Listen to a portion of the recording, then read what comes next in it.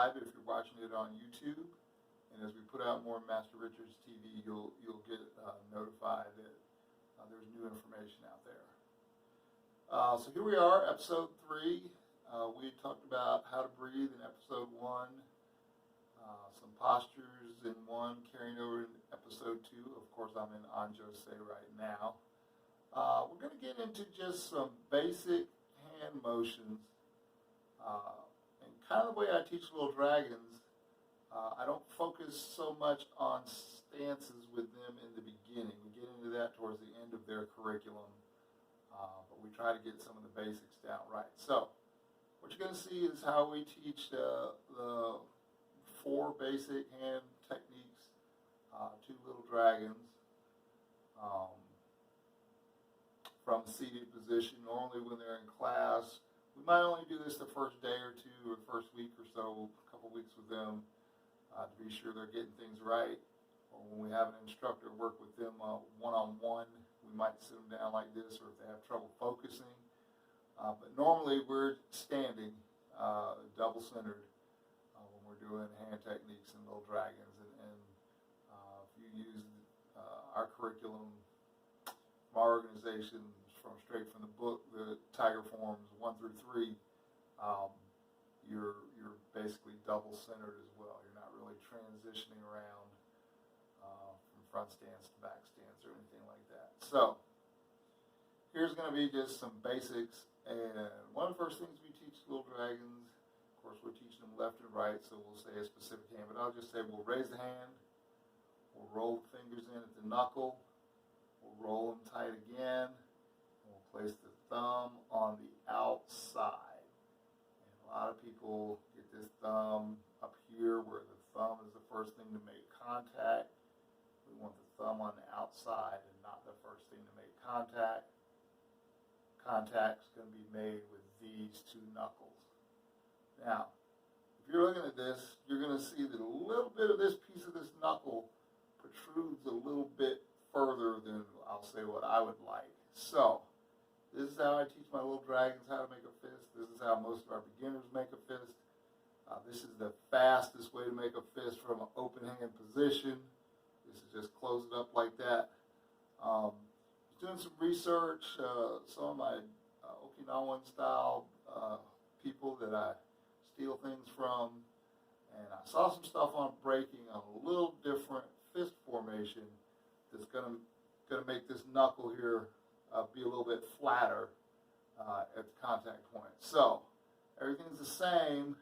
You're going to take this finger, leave it straight just like that as you make that fist, and then wrap the thumb. So now when you turn this fist to the front, this part of this knuckle is going to be behind, the classic Mudokwan striking point where you want to hit. So when I break boards, this is how my fist will be formed.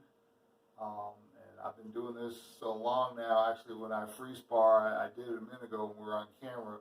I'm actually here when I make a fist quickly. So both are right. They each have their own advantages, like many things in life. One of the things I forgot to say at the very beginning of our episodes here, this is information you can use for you. If it helps you, great. My golden rule is if you come train with us, hopefully you learn, share something, take back to your dojo, kurun, or dojo. But whatever your instructor says is the right way to do it in their house. So if your instructor teaches something different, just kind of, hey, I got this from Master Richards, I like it. When I'm training or when I'm teaching students on my instructor's behalf, I'm going to teach it the way that they teach in their school. And they'll have reasons why they do certain things. So just out of respect, that's how we do it. All right, so we've covered how to make a fist. We're just going to get right into Haranmaki from the seated position, so low defense. So we're going to make that fist. This is how we tell our Little Dragons, thumb on the outside, and then we're going to take whatever hand it is to the opposite shoulder. And from that position, we're going to make a circle that ends right over the knee. Now, I know most of you are saying I've got a dead fish over here on the other side. You're correct. As crazy as it may sound, my very, very beginning little dragons, I'm not going to ask them for two-handed motion. My senior little dragons will be doing two-handed motion, and as you know with kids, when they see it, some of them are going to try and do a pretty good job, but it's not a requirement in the beginning. I want to get this motion correct.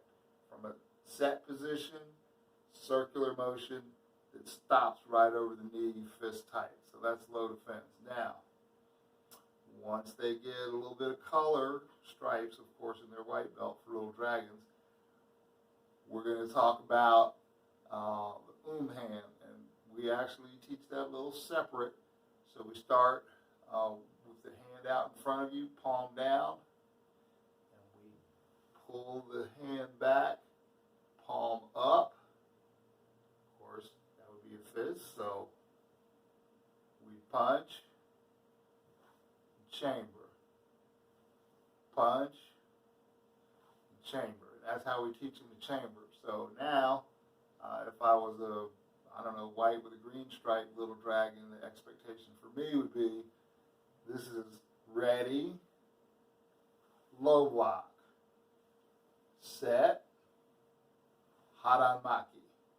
All right. And then, of course, if you're practicing at home, pause the video and be sure you do the number of reps that you need to do for you. And don't forget to do both sides, because in martial arts, we do everything on both sides.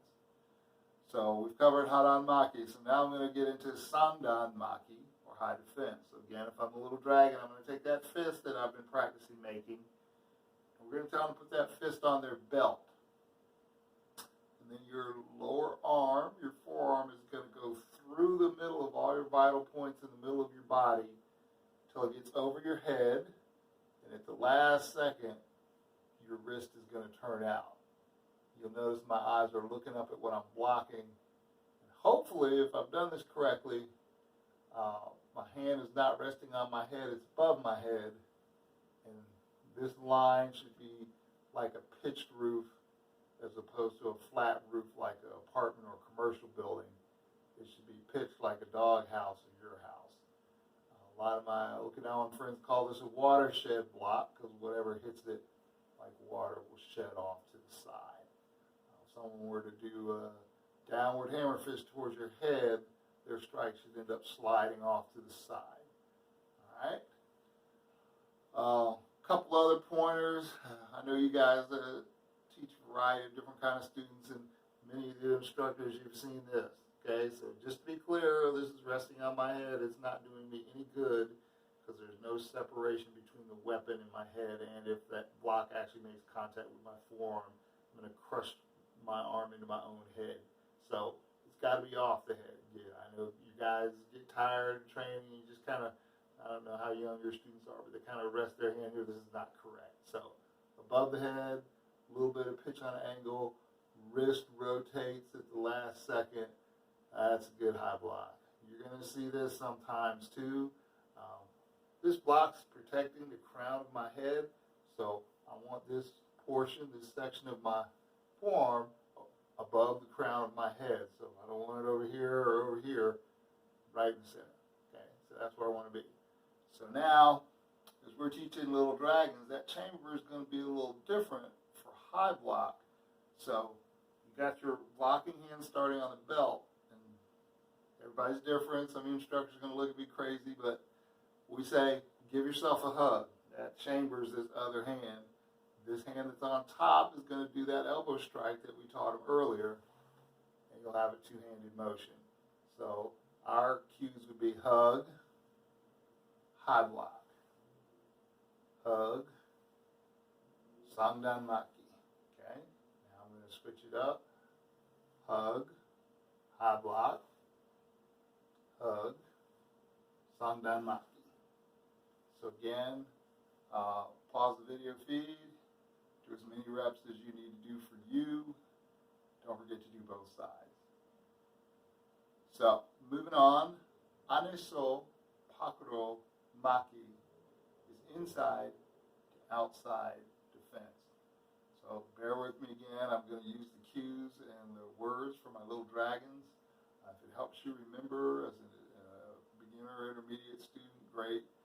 One of my instructors, Ms. Sheila Carpenter, used to give us all kinds of little oral cues to help us remember things, mnemonics, and different kinds of things like that. Analogies of what the words in Korean sounded like to something in English that would help us translate a little better. Hats off, Ms. Sheila Carpenter. Thank you for many years of training. So,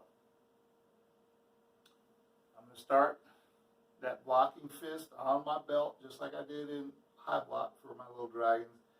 And these are the cues we give them where you're going to say, look at your own fingernails, okay? So you're going to start from your belt, and in a circular motion, look at your own fingernail, okay? Again, for those that are like green, white with a green stripe or higher, little dragons, we would say give yourself a hug. Two-handed motion. So hug, inside, outside. That chamber is happening on the other side. Other side, speaking of which, hug, anasapakromaki. Good.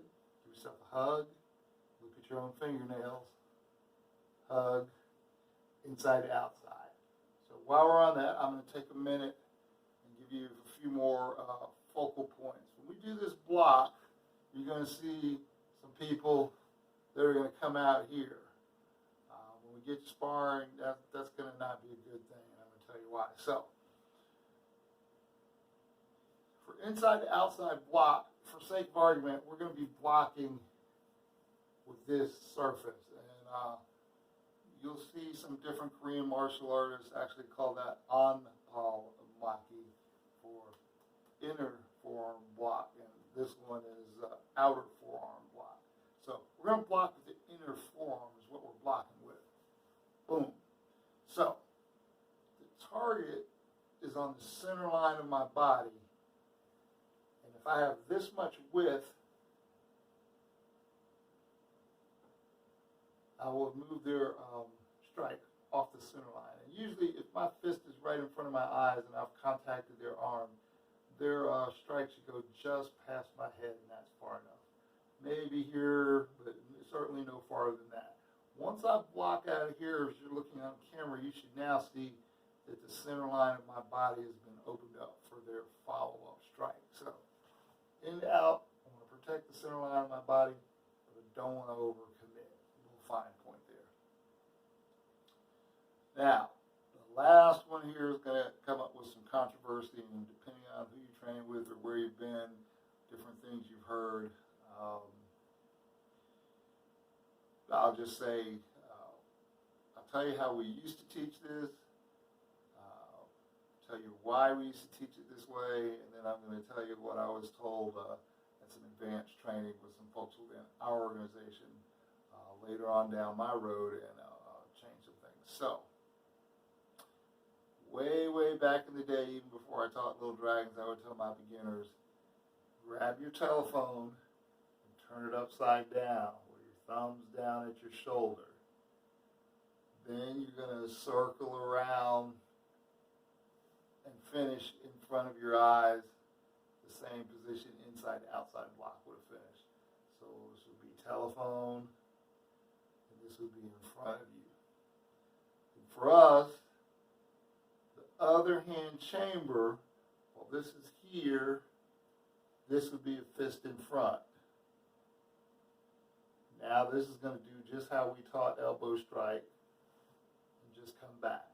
So we would say, talk on the phone, outside to inside, talk on the phone, Hakuso Anoromaki, and just to keep things interesting, talk on the phone, Kwando Konkyo, because that's what this is. This is a hammer fist strike as well as a defense.